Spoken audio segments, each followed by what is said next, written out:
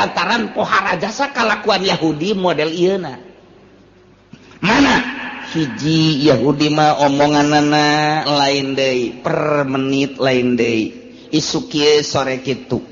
Di hareupeun mah kieu disatukankeun melain eta Yahudi. Madak cek kolot baheula mah Yahudi mah okos keuyeub, di mana-mana keuyeub tak bae cicing. Waduh nya mah ieu cacakip na ge kaluhur matana ge molotot tapi mun toel de leumpangna mundur. Eta keuyeub, matak Yahudi nu aya di urang eta adalah keuyeub. Keuyeub teh kos kitu teh. Ini ismi bohong, dua wal udwan selalu zalim aniaya. Ya kiai dianiaya, aya ustad dianiaya, aya pemerintah anu jujur jeung adil dianiaya, aya pedagang anu bagus jujur jeung adil dianiaya bae. Iyalah karakter Yahudi teh nya nama teu resepeun aya kedamaian teh hayangna riweuh bae etalah Yahudi. Nah ieu Amerika Yahudi kos tidak senang melihat negara damai. Tersepen neuli jelema damai nya nama hayangna kalut bae dibuatlah fitnah Ahmadiyah, dibuatlah fitnah wah bermacam-macam nyeun tandingan iya Yahudi teh kos kitu tersepen aya damai. Kuari aya tafsir baru buatan orang Mesir bersekongkol jeung Yahudi. Tafsir tersebut dileungitkeun sejarah ngabidahkeun nyana teh ngaji bangsa Jalalain, ngabidahkeun nyana teh ngaji bangsa tafsir Munir, ngabidahkeun nyana ngaji bangsa tafsir Kasyaf, tafsir Fakhrul Razi, tafsir Ruhul Bayan dan lain sebagainya. Sebab cek nyana tafsir tersebut itu adalah buatan manusia ortodok yang tidak pernah tahu tentang situasi dan kondisi. Ya, wari aya tafsir baru sih hade. Di jerona nyaritakeun gegede nama tentang Yerusalem Masjidil Aqsa. Di jero eta tafsir teh aya ke cerita tentang Masjid Aqsa ayat 3 ternyata di jero tafsir eta. Aqsa nu asli, Aqsa anu sarua zamana harita jeung aya Aqsa anu buatan baru.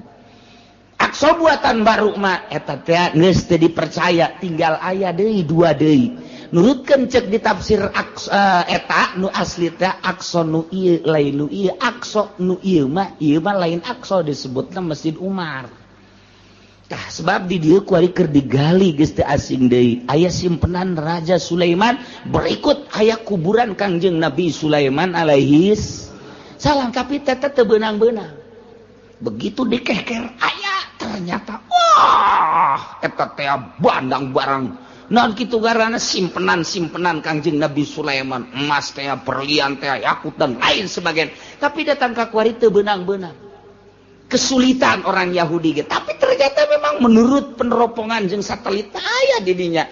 Maka kuari dek dibongkar total Masjidil Aqsa teh geus lain di mimbar bae, dialihkeun lantaran besi perang dunia. Aqsa nu asli ieu heula disebarkeun ke tafsir sia ada engke. Sia ada tak engke aya penelitian ke unggal-unggal daerah di Indonesia khususnya lantaran terbanyak pesantren sedunia adalah di Indonesia. Mulai engke ye di Indonesia diinstruksikan bakal aya 24.000 pesantren nu bakal didatangkan 1.000 pesantren. 1.000 pesantren bakal diteliti teteh jerona ngaji naon kitab mana tati wa bial ibadamu takidi minum usara wa minum duriju bidamin makana hadza jazai nasatu lakum an tukhlifuni bisuin fi dhawi rahimi. A'udzu billahi minasy syaithanir rajim.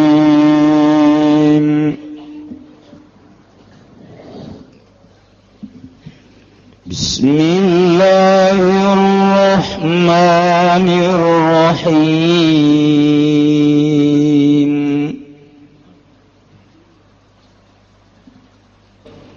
Wa idza ja'ukum qalu amanna wa qad dakhalu bil kufri wa hum qad kharaju bihi wa lam yu'minu wallahu a'lamu bima kanu yaktumun wallahu a'lamu bimuradihi wa idza ja'ukum lan tatkala tararaka ya munafiqul yahudi kabeh kumisira kabeh munafiqul yahudi tegese wong kang munafik kabeh saking yahudi qalu maka ngucap yang munafiqul yahudi lafad amanna ngimankeun ingsun sadaya wa qad dakhalulan ala teman-teman mararanjing ya munafiqul yahudi ilaikum maring sira kabeh mutalabbisina haikang tumandang kabeh bil kufri kalawan kufur wa hum qad kharaju lan hale utawi yang munafiqul yahudi ku teman-teman metu yang munafiqul yahud min indikum saking sanding sira kabeh talabisina haikang tumandang kabeh bihi kalawan kufur walam yu'minu lan hale orang imankeun yang munafiqul yahud kabeh wallahu a'lamu lan utawi Allah iku kang maha uninga bima kanu yaktumun kalawan barang kang ana yang munafiqul yahud kabeh iku kumpetakeun yang munafiqul yahud kabeh ing minan nifaqi nyatane saking nifaq wa tara katsiran minhum yusari'una fil ismi wal 'udwani wa aklihimus suhad labisa ma kanu ya'malun wallahu a'lamu bimuradi wa tara lan ningali sira Muhammad katsiran ingkang akeh minhum kang tetep saking Yahud tegese Yahud sari'una pada gagahan ya Yahud kabeh atawa ya katsiran kabeh yaqauna sayan tegese nibakeun ya katsiran kabeh ale age fil ismi ing dalam dosa al kadzib tegese goroh wal udwani lan zalim wa klihum az-zulm tegese zalim wa aklihim musudlan mangan ya kasiran kabeh ing haram al haram tegas haram karisata ya pirang-pirang sogokan labi sama kan ya'malun yati saala-alane apa barang kang ana ya kasiran kabeh iku minggawe ya kasiran kabeh ing amalau ming bagawana ya kasiran hadza iki amal لولا ينهاهم الربانيون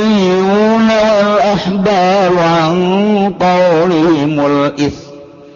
عن قولهم الإثم وأكلهم السحت لبئس ما كانوا يصنعون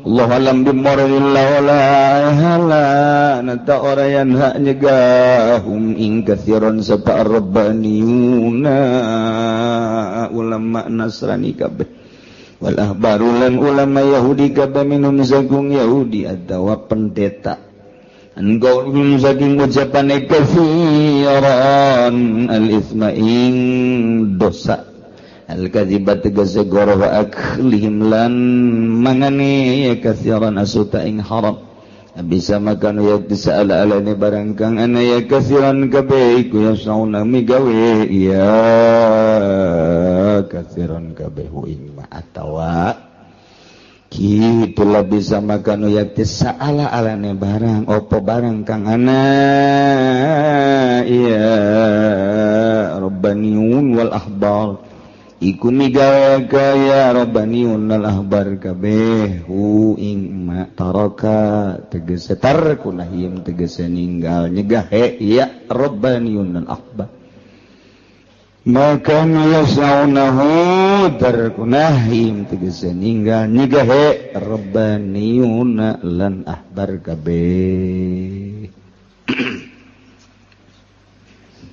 masih keneh nyaritakeun tentang karakter-karakter Yahudi di zaman Kanjeng Nabi Muhammad sallallahu alaihi wasallam. Yahudi daratang ka Kangjeng Nabi ai dipayuneun Kangjeng mah dipayuneun para sahabat nyana teh ngomongna ngeunaheun jasa jelema pinter ieu Yahudi rek ngabantu rek berjuang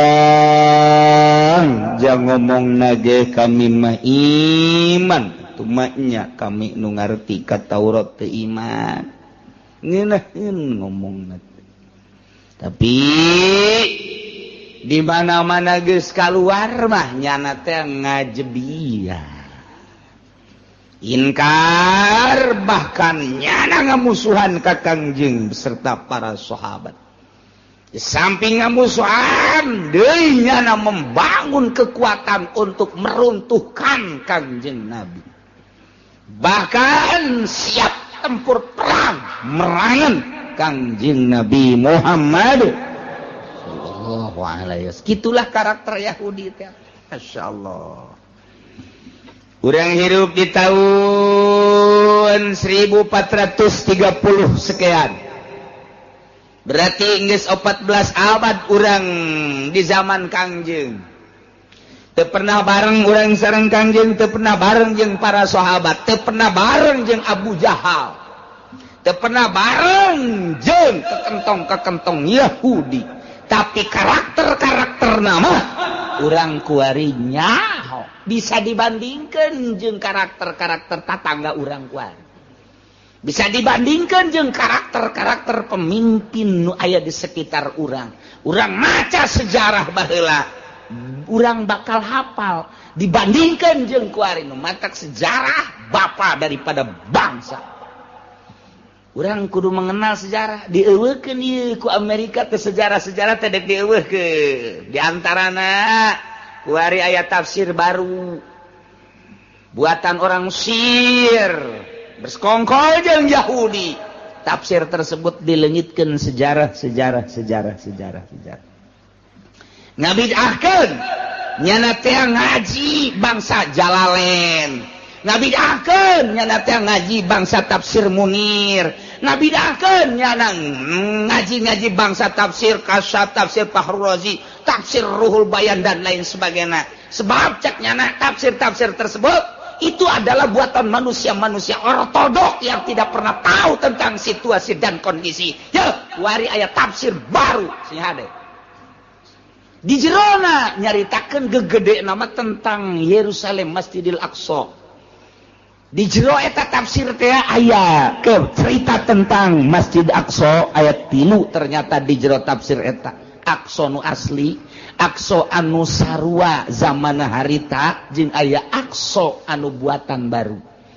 Aqsa buatan baru mah eta teh geus teu dipercaya tinggal aya deui dua deui. Nurutkeun cek di tafsir eta nu asli teh Aqsa nu ieu lain nu ieu Aqsa nu ieu mah lain Aqsa disebutna Masjid Umar.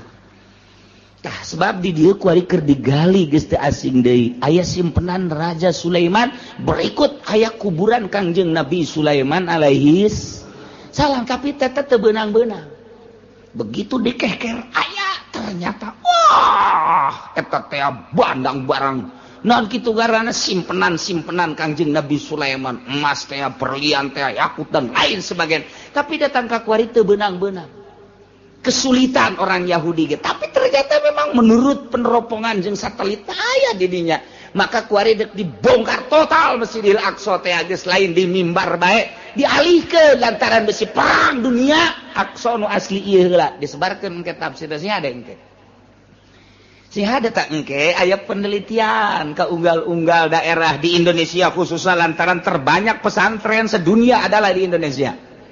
Mulai engke ye di Indonesia diinstruksikan bakal aya 24.000 pesantren nu bakal didatangan 1.000 pesantren.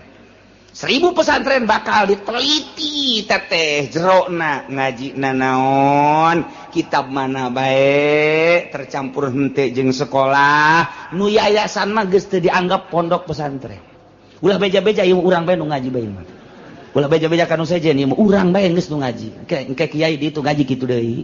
Gak kiai di lembur ngaji gitu deh atuh nyaho kabehan kajeung seluruhnya 24.000 pondok pesantren nu santrina ieu sa Indonesia aya 7 juta nu keur diopenan ieu teh tah na ieu 1000 pondok pesantren engke bakal aya penelitian ngajina naon bae fan terus engke kadituna dua alternatif imma erek diganti make kurikulum wa imma erek diperkuat kesalapanana lantaran melihat kehancuran moral bangsa Indonesia jauh dibandingkan jeung 20 atau 30 tahun katukang teh sangat beradab Indonesia di dunia ieu tapi setelah kuari ieu hancurna sarua jeung luar negeri contoh aya tawuran baheula mah urang ngadenge di Inggris di Jerman kuari nu tawuran urang Cikupa baheula nu gontok-gontokan teh ieu adalah supporter Juventus Inggris baheula tapi kuari mah ieu supporter susia nyaho sia aja sia meureun eta kos itu coba tepugu karu ieu akhlak dek dikamanakeun ieu anak-anak urang nu karak SMP nu karak SMA berarti eta teh calon-calon pemimpin anu kalaluar ti unggal lembur sakumaha siraru butuh dukungan tete kos kitu teh tapi di satu sisi moralna deuk kumaha polisi sampikeun ka geus bingungeun da polisina ge sarua ieu deuk kumaha coba ieu kakarage awalan anu geus korban terbunuh dari tawuran tersebut geus sabaraha puluh mungkin ratus ieu kakarage sabaraha tahun tumbuh model kos kitu encan 10 tahun ke depan bakal kumaha melihat dari sudut eta ulama kuari keur mempersiapkan ke depan bagaimana. Setelah diteliti satu-satuna hanya pondok pesantren nu bisa ngedidik akhlakul karimah. Nah, engke ieu bakal diteliti, ulah kaget. Nya para kiai tenang bae, mun ditanya, ieu kumaha naon bae kitabna bejakeun. Hatul muing. Naon deui? Riya, naon deui? Takrib, naon deui? Sapina. Anu perug besar naon? Sapina. Kajeun geus pokona mah. Mun ditanya engke ka dituna, siap kan teh ieu teh disejajarkan dengan formal? Tidak siap.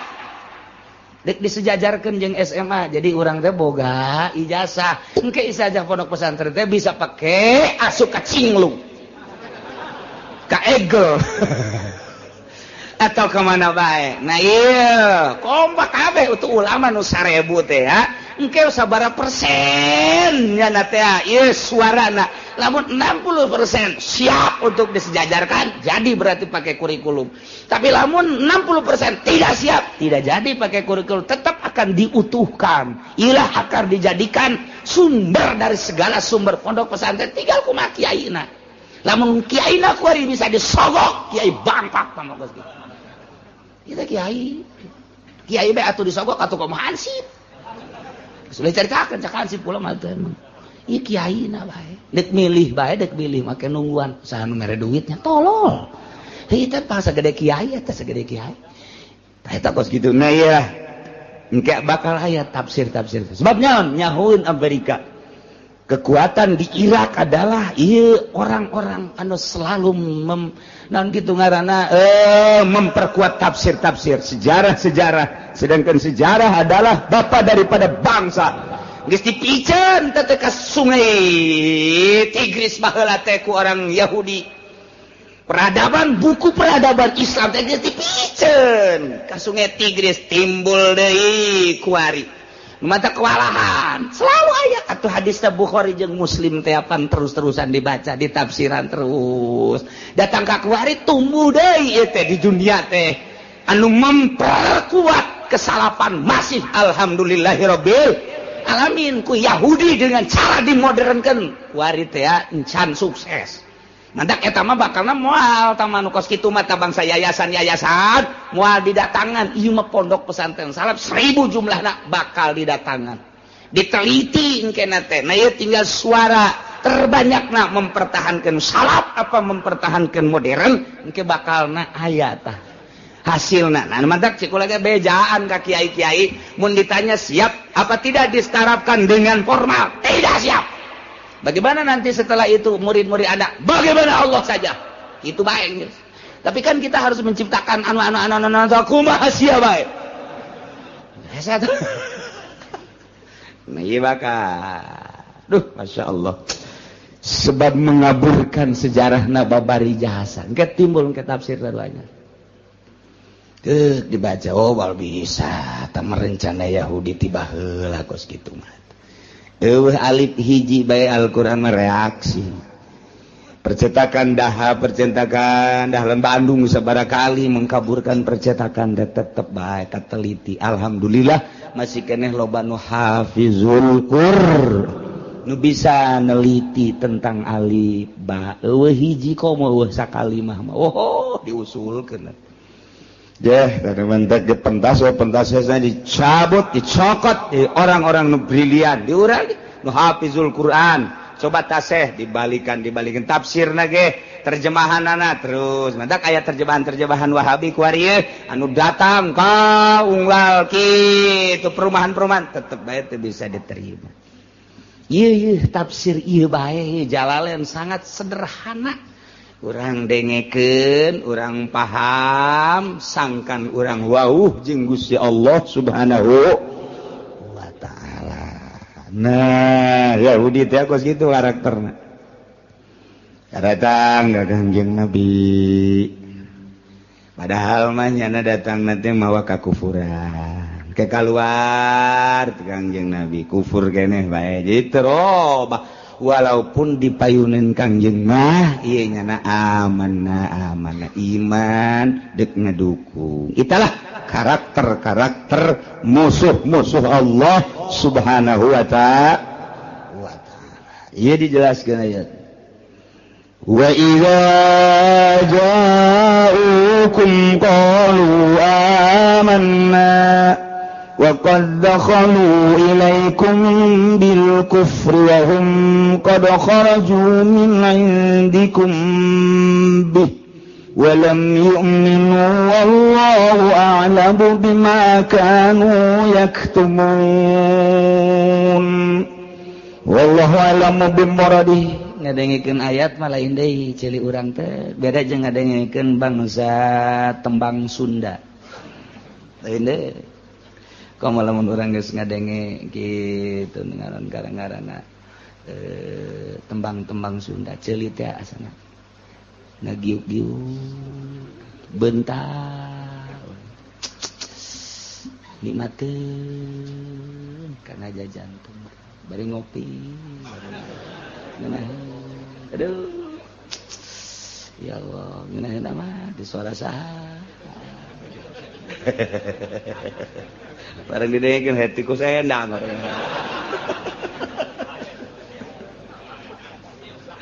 aduh Gusti Allah geus jadi santri Cilongok wari hati ku barang der bae ngadenge Al-Qur'an lain deui asa di badugan bae hulu dak diduk komo nu di juru mah ka badug Qur'an ngaranna entak lamun aya nu nundutan berarti eta nya keur ka badug Al-Qur'an sial cenah pugu aing nu nundutan sial emang sial sia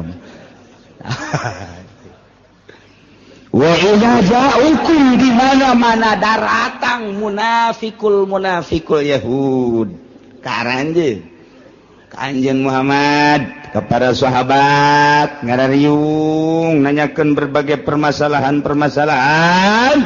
kumaha nya ngomongna qalu cak Yahudi amanna kami ngimankeun ka Anjeun Muhammad dipayuneun para sahabat atuh kami teh pan macaan Taurat dina kitab Taurat teh pan aya keterangan Nabi akhir zaman ieu Muhammad teh memeh maraneh geus kami leuwih ti heula ngeunaheun jasa ngomong tinggal di bejaan bae besi dek berjuang melalui naon bejaan kami dek kadukung andai kata kudu perang kami ti heula sebab kami nu leuwih nyaho kalem amanna kami geus imankeun leuwih ti heula ka Muhammad teh nenek Muhammad aya ku kami geus dibaca-baca keteranganna ku ari geus aya manya kudu mundur kami eta Yahudi teh kos kitu masyaallah ngunaheun kadengena wa qad dakhalu ilaikum bil kufri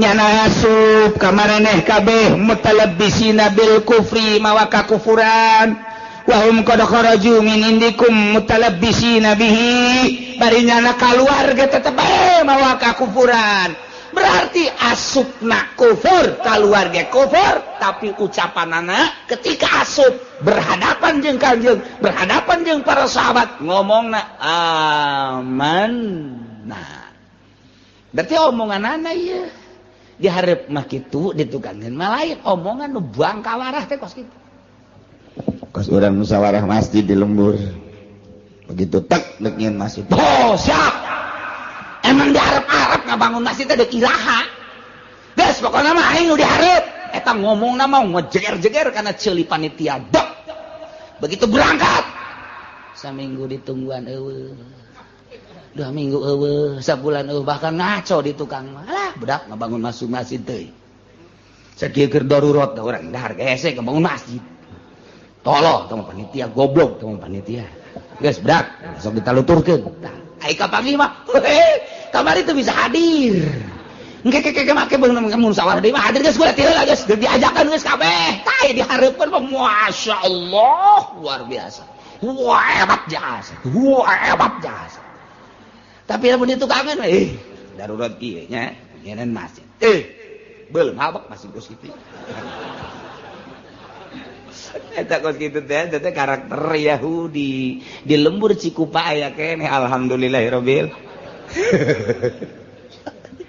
udah lembur aya keneh masyaallah karim teh suwung-suwung kitu jeung kitu bae datang ka kiamah terus bae anu negakeun Al-Qur'anul Karim moal eueuh la yazalu taifatun moal eureun segolongan zahirina alal haq terus bae kajen teuing situasi jeung kondisi rupa luar biasa baheula zaman obor kuari zaman listrik baheula zaman surat kuari zaman SMS tetep bae nu taifatun zahirina alal haq moal suwung-suwung di luar negeri, di dalam negeri, di negara Islam, di negara kafir tetap baik janji Allah melalui hadis itu diucapkan ku Kangjeng Nabi tetap baik moal eureun taifatun zahirina alal haq bakal aya bae saurang bae mah di hiji negara bakal aya bae di negara mana bae bakal aya bae atuh tangtu bae musuhna bae bakal aya bae turunan Abu Jahal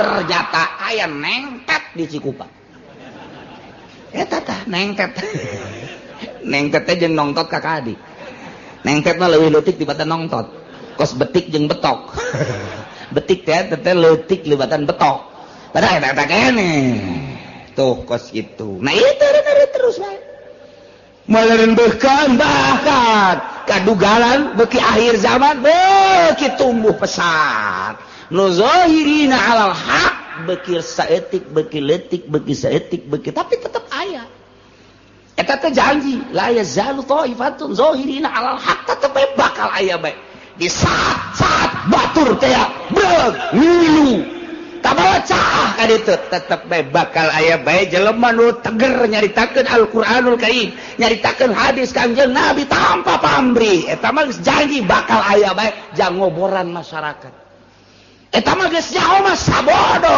dibedakeun haram ya haram atuh terus bae eueuh masalah eta mah emang meureun bakal dijadikeun suluh neraka ieu eta mah eueuh masalah dijadikeun suluh doang dibulak-balik dibalik-balik pake ngarerab tah eta mah geus sabodo bae ngan tetep bae bakal aya bae muncul bae dah muncul Gus Dur di Indonesia diakui atau tidak diakui dunia telah mengakui lantarannya ada bakal merubah negara yang tahu hanya orang-orang tertentu keambil ku Amerika gulingkan kadangnya Saddam Hussein dengan gaya seperti Saddam Hussein geus kanyahoan ku Yahudi keambil ku Yahudi bahaya gede habiskan timbul deui Qaddafi keambil ku Yahudi teh kieu ieu mah karakterna teh zahirina alal haq teh bermacam-macam kumaha situasi jeung kondisi jeung nagarana tah ti ulamana Said Maliki baheula di Mekah teh Yahudi geus ngomong bae hancurkan Said Maliki hancurkan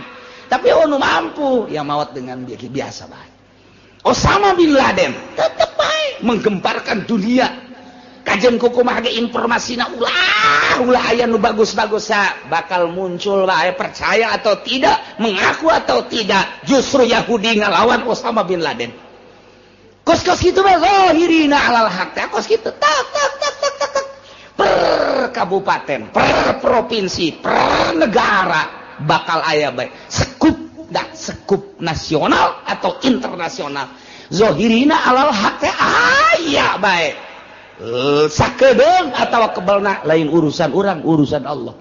Ngan Allah teh kos kitu bae sejarahna tetep bae. Manusia teh supaya aya bae nyaho bae kana hukum teh tetep bae aya. Lantaran engke masih di sidang. Ketika persidangan akhir di mahsyar engke, maneh kunaon teu ngalawan kunaon milu ka Yahudi apa informasi aya cak kabehan teh.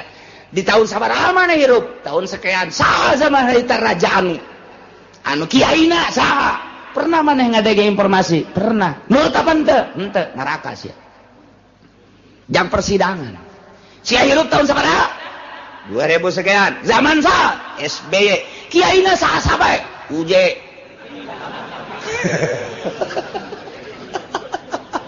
Jadi tak kenaon eta nyana. Anu zikir cek nyana. Zikir lah kumaha? Ngere duit urang kanyana. Tah eta pan. Oh, berarti jeung UJ-UJ-na tadi. Gitu tadi tanya ke orang zaman saha hirup zaman anu kiai saha kiai anu pernah siang ngadenge pernah milu siang ngaji henteu haji sia nyaho ka hukum henteu kulama ngan ngadenge doang bahwa aya kiai anu ngebentang-bentangkeun agama kulama henteu sehingga kulama mabok bae terus neraka sia jam sumpah doang kos gitu sidang bupatina bupati saja bupati anu. Nah, di zaman sia jadi bupati aya kiai we, aya saha kiaina sakabupaten. Catet anu. Saha ku sia pernah disogok? 95,9. Saha teu pernah disogok? Si anu. Ngabentakeun hukum, ngabentakeun. Pernah nyaritakeun bahwa korupsi haram? Pernah. Ai sia korupsi tante? Ya etik. Berarti aya tah. Ngaji teu? Henteu pernah. Neraka. Tinggal kitu doang tah mah. Jang saksi doang ke dia umal kiamah. Aya bae zahirina alal haq murni. Jangan sumpah engke. Sia hirup di tahun sabaraha sekian. Aya kiaina aya. Nyaritakeun naon? Hukum. Nyana osok ceramah, osok. Aju sia milu kadinya. Aju sia ngalakukeun henteu kumaha nuturkeun we. Sorga sia. Ha. Aju sia kurang sabarana salat ngan milu doang. Heuh. Gua mah disa daun kompetkeun we jeung si Abdul Qadir sakieu teh. Aja sia tadi itu dahar gue lagi pokoknya zikir dahar merah sih dekana henteu gue lah sia tuh mereka kabeh wajib nurut tukang daharna jadi gue mah tukang daharna oh geus nu tukang daharna geus ka sorga bae geus tadi gue mah jang saksi doang Masya Allah zahirina alal haq teh kos kitu tetep aya bae anu teger per dunia per kabupaten per kecamatan per desa aya bae sadesa sak RT ge aya bae RT tah eta teh jang saksi engke teh urang disidang saurang Masya Allah. Nah iyalah karakter Yahudi teh seperti itu asup ka Kanjeng Nabi nyarita amanna kaluar ti Kanjeng Nabi mah lain deui padahal asup jeung kaluarna tetep bae mawa kakufuran. Berarti aya anu terselimut di dalam hatina, aya anu tersimpen di dalam hatina, aya anu ditutupan ya di jero hatena. Bajar teh meureun teh nyahoan Gusti Allah, mendak diteruskeun ka dieuna. Walam yu'minu wallahu a'lamu bima kanu yaktumun. Padahalnya nama asup jeung keluarga tetep bae teu iman ka Kanjeng Nabi sama sekali. Berarti di jerona aya anu tersembunyi wallahu a'lamu Gusti Allah maha uninya bima kanu kana rahasia kana nifaq kana munafik nifaq nu aya anu tersimpen di jero hatena majar teh teu nyahoeun padahal Gusti Allah mah maha uninya kana kanipakan anu tersimpen di jero hatena. Urang ge kuari teh dipayuneun mah sumuhun di tasa tukang mah teu abeh urang ulah kanyahoan bisa bae ku jelema mah teu kanyahoan tapi ku Gusti Allah mah emang aya nu rahasia ja eueuh. Kanyahoan eueuh jang nyumput urang teh kanyahoan bae. Pangneangankeun hiji tempat teu kanyahoan ku Gusti Allah mun aya mah urang kadari itu deuk maksiat urang di ditu ngeunaheun mabok zinah judi. Ya eta mah pulo eta mah teu kanyahoan ku Gusti Allah teu kadeulean. Mun aya pulo nu teu kadeulean ku Gusti Allah asana meter 100 juta dibeli baik keindahan di ditu teh abeh teu kanyahoan ku Gusti Allah tapi pan teu aya kabeh ge kanyahoan ku Gusti Allah lah libagin min mafar tempat lumpat jang maksiat ka Gusti Allah jadi orang di mana baik atuh kanyahoan orang di imah leuleut TV Allah manyahoan wah sia aku nonton TV bae kadeulean kanyahoan ku Allah orang susumputan dek nonton golek deh ya orang mah kiai ieu make kumis palsu make jenggot palsu deh ulah kanyahoan ku masyarakat ternyata teh sok ngaharam-haram sakorodong haju asup ka handapeun panggung aju di dinya nya ngarokok bae lu telah cilik teu kanyahoan inget ngadengekeun dalang untung bae eta sindena teu kieu mun kieu nya kasih kakihan sinden bareng tanggah teh waduh dek lumpat bisi kanyahoan kiai teu lumpat cakena kajeun lah bil barokah teh kanyahoan we ku jelema mah bisa menghindar ti jelema mah tapi ti Gusti Allah moal bisa cak Gusti Allah sia menghindar ti makhluk ti sekitar sia hayang ulah kanyahoan majar teu meureun ca aing teu nyaho aing teh neuleukeun ka sia aing nyaho ka sia eueuh jang mabur Yahudi nu dipalunun Kanjeng Nabi kos kitu disatukanin mah teu ieu teh Allah mah wallahu a'lamu bima kanu yaktumun apaleun Gusti Allah mah kanu disimpen di jero hate para Yahudi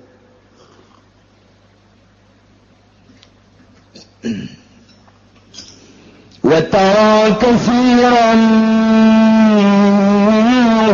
يسارعون في الكفر والعدوان وأكلهم السحت Muhammad anjeun bakal ningali katsiran lolobana minhum ti Yahudi mayoritas jelema nu beragama Yahudi anu kalalapir bakal neul anjeun teh yusari'una fil ismi nyana teh bakal gagancangan ngalaksanakeun dosa ya kauna sarian fil ismi lamun aya dosa buru-buru kudu pangheulana bae embungeun pandeuri nomor kedua wal udwan yana fil ismi mah dosa teh buhang bohong terutama omongan mah kieu tapi dicatukankeun mah lain dosa jeung sajabana kunyana teh dipigawe pangheulana wal udwan jeung zalim berbagai permaksiatan padahal mah ismi teh geus mencakup kana udwan jeung aklihimus suhat cek ahli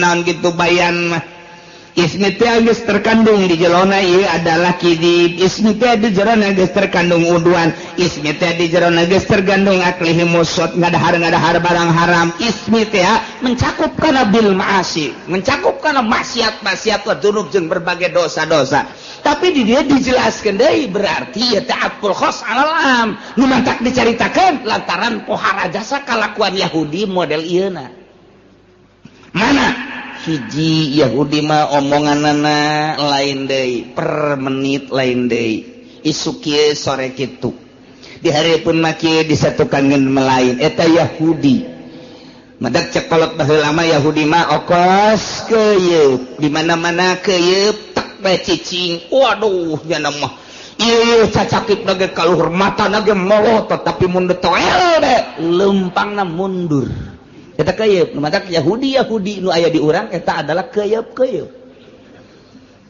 teh kos kitu teh ini ismi bohong dua wal udwan selalu zalim aniaya ya kiai dianiaya aya ustad dianiaya aya pemerintah anu jujur jeung adil dianiaya aya pedagang anu bagus jujur jeung adil dianiaya bae iyalah karakter Yahudi teh nya nama teu resepeun aya kedamaian teh hayangna riweuh bae etalah Yahudi nah ieu Amerika Yahudi kos tidak senang melihat negara damai tersepen neuli jelema damai nya nama hayangna kalut bae dibuatlah fitnah Ahmadiyah dibuatlah fitnah wah bermacam-macam nyeun tandingan ieu Yahudi teh kos kitu tersepen aya damai nya nama tersepen aya pangajian kieu teh damai amat cenah teh teu ngararaji datang diuk ngopi ngarokok balanja balik pan damai ketemu kos itu ngaranna teh.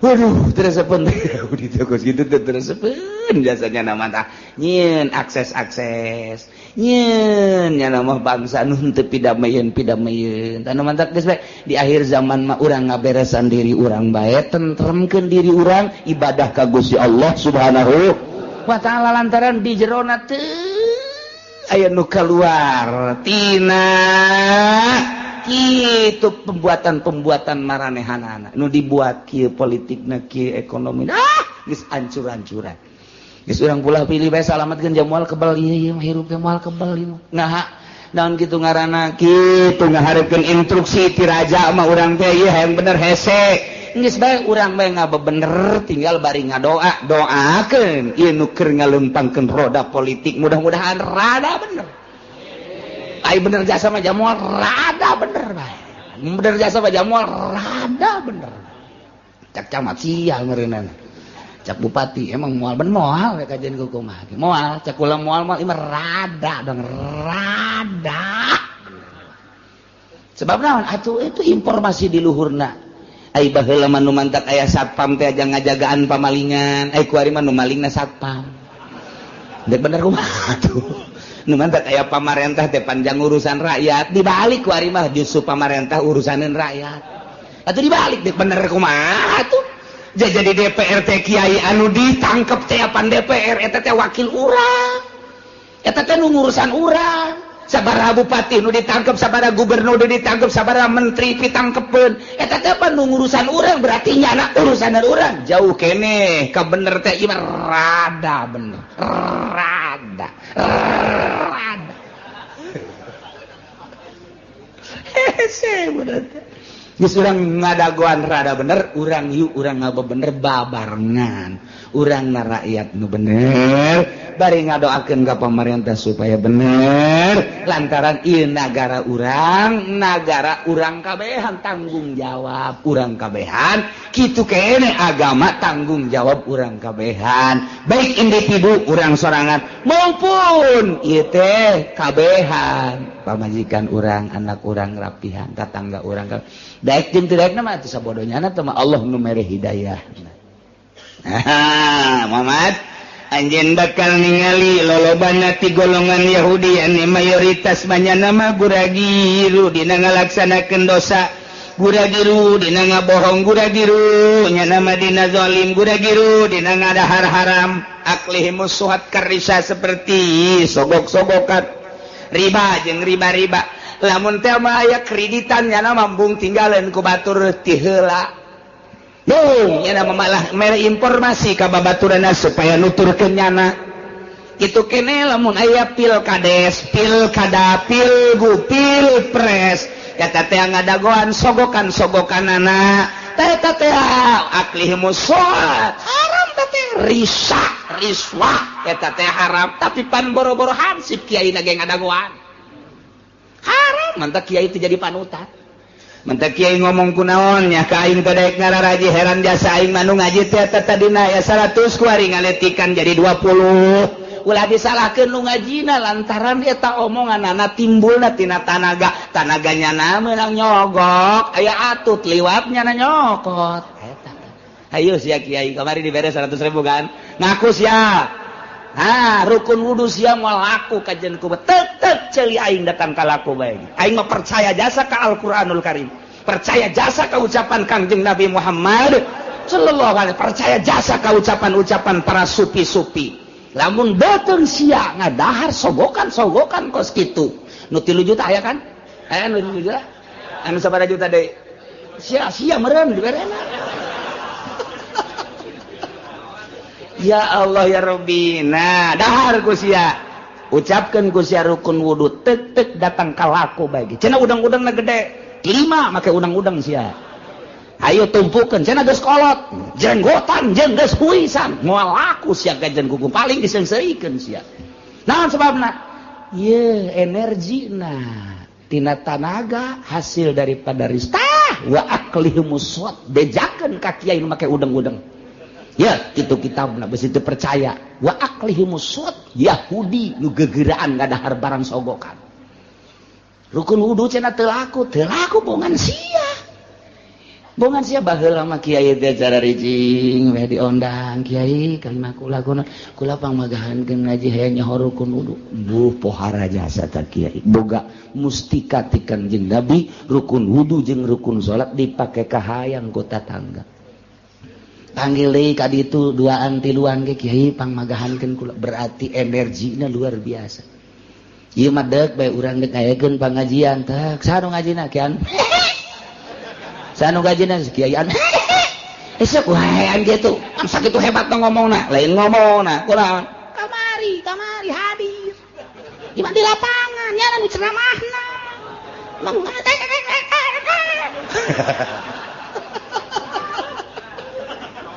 ayo sia di Cisoka di barare kiai duit di Belaraja sebelah raja di pasar kemis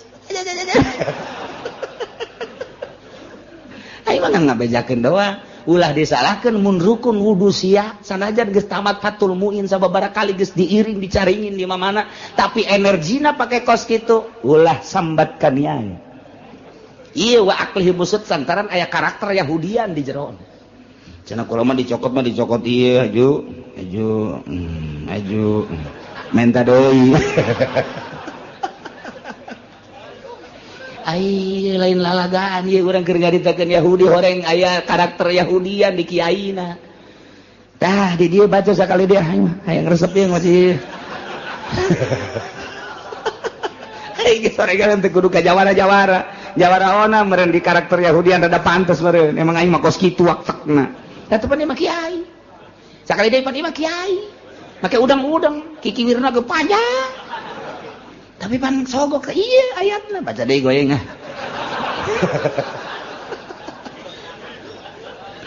Besi can kabacaeun deui ku kiai aduh geuning nu kamari mah teh aya ku hadis sia nyawan we teh kiai cenah lain nyawan we aing nanyakeun saha kiai nu hadir kiai anu tikukun aya anu aja di pasar kemis aya kiai anu ceramahna saha si anu didukung ku saha ku kiai anu deleukeun sia gerak ngaji sia jeung masyarakat masa depan sia suram sia parukunan sia moal laku sia ka jeung kumaha ge sakitu bae eta mah diancamna lain ku aing Al-Qur'anul Karim ngancam baca deui kain wa tara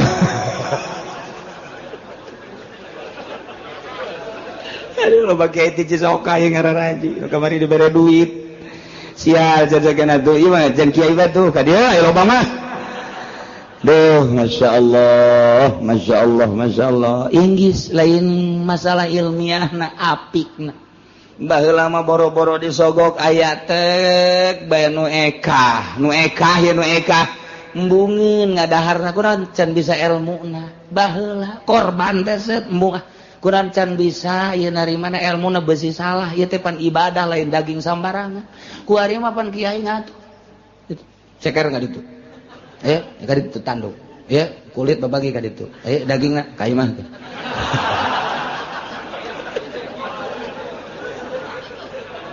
aduh aya ararisin jas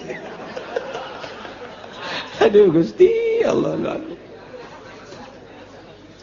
hese lain ilmu mah babarin mentak cekolot baheula babari ngaji mah nu hese make na ta eta kos kitu kuari cara petang jasa teu masantren ge kuari jadi kiai Haji Oma Irama teu kadenge jama santrena sugan kadenge di Cisoka masantren henteu tapi jadi kiai atuh kiai bae ka ditu henteu saha nu nyalahkeun eueuh ngan saha nu deuk nuturkeun hukum meunang di kiai haji dan kiai-kiai sederetanana lain ngahinakeun mangga hak masing-masing teh dakwah mah tapi kudu ngaragap dada di mana aing mah santren baheula dakwahna atuh kenyana mah kuduna di panggung bae dakwahna teh ulah di masjid jana mah jeung geus ngadengekeun ge make anting make kongkorong ka dieu teh kongkorong emas kongkorong anjing dipake ku nyana kitu atuh dakwahna marilah kita dengarkan jeng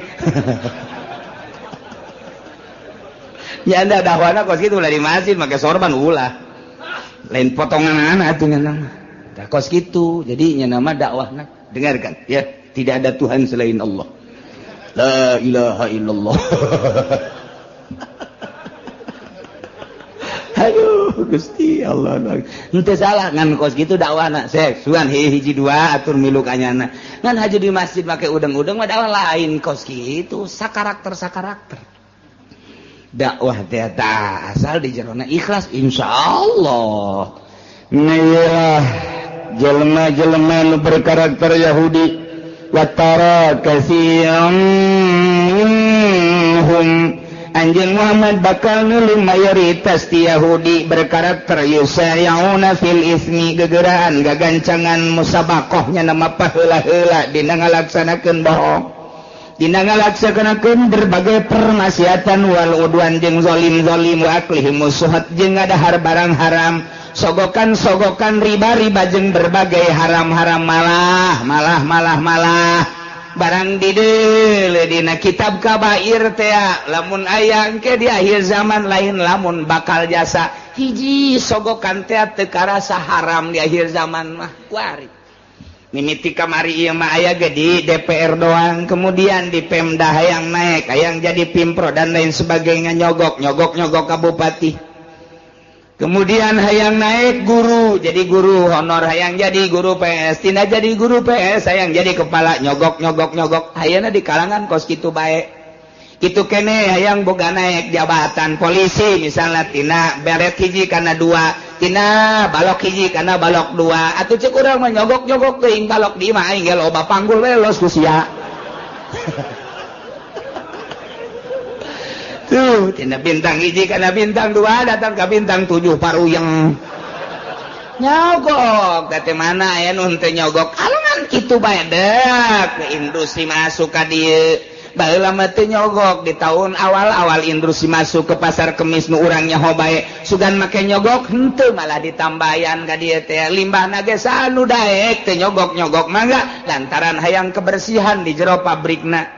Lantaran dijadikan ajang kuari mah teh aya wadahna yayasan kuari mah urang teu bisa masuk pabrik langsung kecuali ditampung heula di yayasanana kudu nyogok heula nu 1 juta nu 2 juta nu 3 juta nyogok wancaeng geus apsu pancan sogok menyogok teh geus teu karasa haram geus teu karasa haram nanya ka kiai kumaha aja teu bisa lamun teu nyogok mah teu da naon kunaon bener kiai bener pokona mah ka dieu unggal bulan ngadoakeun cek dina teh kiai upload deui sarwana kudu tegas kiai kumaha ieu lamun teu nyogok teu bisa ulah haram hideuk sabodo sia eta mah geus nyana di alam ku Gusti Allah oh berarti tegas adapun nyana dek nurut deuteur urusan nyana ulah kieu puluh kiai kumaha aja lamun teu nyogok mah teu bisa nya teu bisa heuh nya nya oh kiai yang teu bisa jasa aduh naon lah sekali-kali mah teu naon.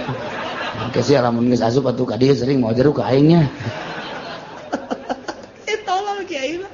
Potongan goblok kabeh. Eta kiai Allah mah lain kitu. Kiai ja teu bisa ieu. Mun urang jadi Pemda teh mun teu nyogok teu bisa kata haram. Geus. Balik cenah nurut teu nurut urusan nya. Ngan kiai di alam ku Gusti Allah. Oh, cak Allah kiai aing sia. Naik derajat sia. Rajan terbuka mobil, masalah guys. Masya Allah Karim di akhir zaman teh bakal sogok menyogok teh rakyat kabehan kuari. Dek jadi lurah na nyogok rakyat tadi sogok kabeh kan. Baheula mah tek dek pilkada, dek naon kitu ngajadikeun bupati. Teh hanya dewan doang kumpulkeun aya sabaraha kursi ya. Di urang teh aya 50 kursi, beuli 30, geus mayoritas suara. Geus kajen mah ka neraka emang rombongan neraka ieu teh mah kata. Tapi rakyat papan henteu kasogok-sogok. Tapi ketika drek dibuka otonomi daerah, ya pilih langsung ku masyarakat. Masyarakatna dibelian. Geus aya tanda tangan malah. Set.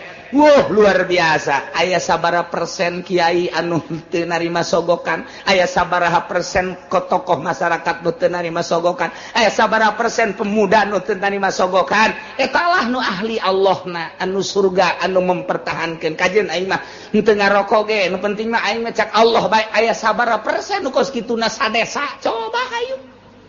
Masyarakat geus disogok kabeh riba kabeh aya sabaraha persen nu henteu ngridit, kagincu-gincu ngridit. kabeh ngridit. Nah ieu engke lamun ngridit bakal dibere azabna 3 rupa. Hiji bangkong, bakalna bangkong loba sekos zaman Kangjeng Nabi Musa alaihissalam. Nomor kedua cacing ke Singkarayap. Nomor katilu hileud kuari di Jawa Timur, hileud 3 kecamatan Ambalaya hileud. Riba teh riba jeung sogok. Nomor kaopat opat perkara ieu keong bakal. Keong mah geus loba di Karawang baheula, di Bandung, di Garut, di Tasikmalaya. Asal geus Ambalaya riba jeung sogok 4 perkara. Hiji kodok, nomor kedua cacing, nomor katilu hileud, nomor kaopatna keong. Tah ulang-ulang mah ditanya bae ka urang Cikupa hayang nu mana. Hayang nu mana eta siksa. Inggis jasa di zaman Kanjeng Nabi Musa mah dibukakeun wadah sangu. Bangkong urang asup ka kamar teh anggal segala rupa pinuku bangkong kamar asal di kaluar-luarkeun timbul di bangkong hese teu bisa sare di kursi bangkong di mana bangkong bae ieu keur masak ngagolotrok bangkong di dinya. Masyaallah geus azab mah kos kitu.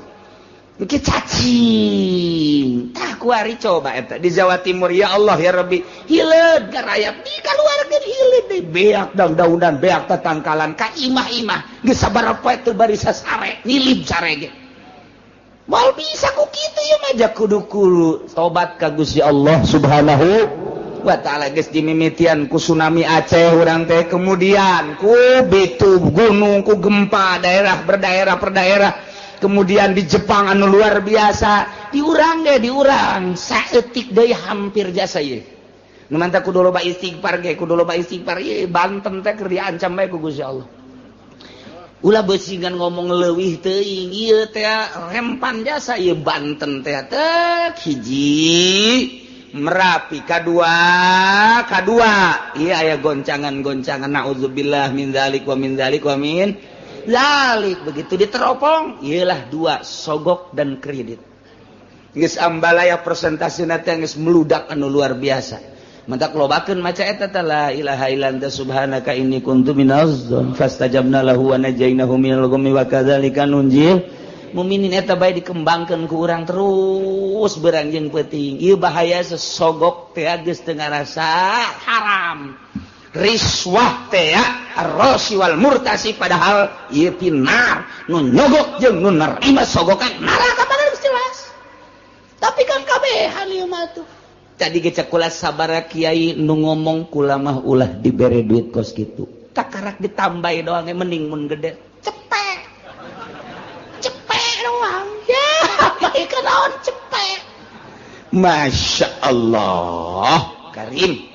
Sabaraha ustad malah dikekentongan aku kiai ayo tanggung jawab mama tanggung jawab kayak di akhirat ku mama disafaatin lain safaatin ayo geus ku mama geus ulah ngadengekeun kiai nu ngaharam-haramkeun jeung mamang ke ka neraka jahanam.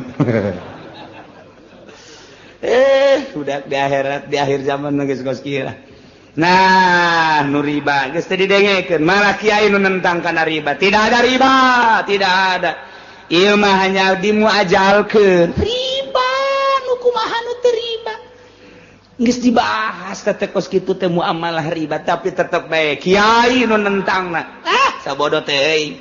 Nah, ieu di akhir zaman bakal Ambalaya nu kos kitu engke diberena 4 perkara. Di samping nu tadi teh idza zulzilatil ardu zalaha digunjang ganjing tanah ikuat riba jeung riswah teh Ambalaya bakalna zulzilatil ardu zilzalah wa akhrajatil ardu athqalah.